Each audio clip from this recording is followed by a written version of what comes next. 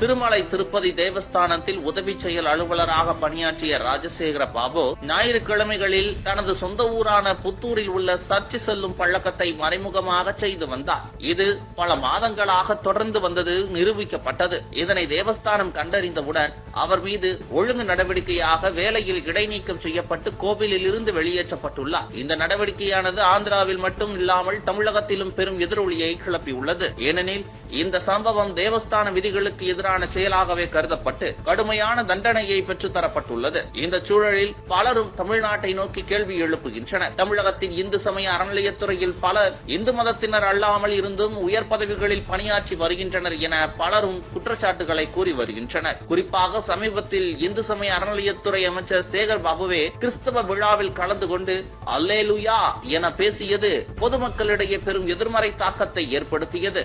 இது இந்து சமய அறநிலையத்துறையையே அவமானப்படுத்தும் செயலில் ஒன்றாக காணப்படுகிறது என்ற விமர்சனங்கள் எழுந்தன.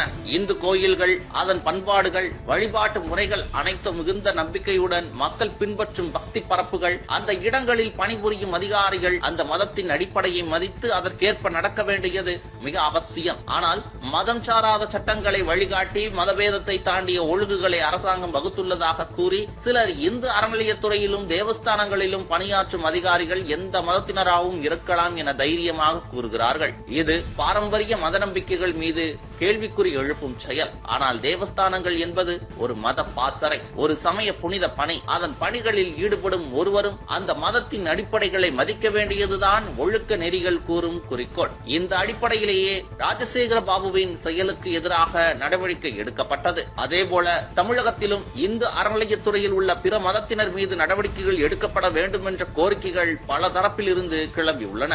மத நம்பிக்கைகளை நெருக்கடி செய்யும் எந்த நிலையையும் மக்கள் ஏற்க முடியாது. தேவஸ்தான பணிகளில் மத நம்பிக்கையை ஏற்காதோர் பங்கு பெறுவதே தவறெனும் வாதத்திற்கு இந்நிகழ்வு வலுவாக ஆதாரமாக இருக்கும். இதனை அரசாங்கங்கள் கவனிக்க வேண்டியது மிகவும் அவசியம். இந்த நடவடிக்கையால் தேவஸ்தான ஒழுங்கு விதிகள் மீதான நம்பிக்கை பலம் பெற்றுள்ளது. அரசியல் மீது மீண்டும் ஒரு முறை மதவெறுப்பு சார்ந்த நிலைகள் மக்களை புண்படுத்தும்படியான நிலைக்கு சென்றுவிடக் கூடாது என்பதையும் நினைவூட்டுகிறது. ஆந்திராவில் இதுபோன்ற நடவடிக்கை எடுக்கும் போது தமிழகத்தில் வெளிப்படையாக பல விஷயங்கள் நடந்தும் இவ்வாறு நடக்காதது ஏன் என்ற கேள்வியை எழுப்பியிருக்கிறது. இதுபோன்ற முக்கிய நிகழ்வுகள், அரசியல் தகவல்களை ஆழமாக மாறுபட்ட கோணத்திலும் அறிந்து கொள்ள மறக்காமல் உங்கள் TNS24 டிஜிட்டல் பக்கத்தை பின்பற்றிக் கொள்ளவும். உங்கள் ஒவ்வொரு ஆதரவும் இதுபோன்ற பல நிகழ்வுகளின் பின்னணியை அறிய உதவும்.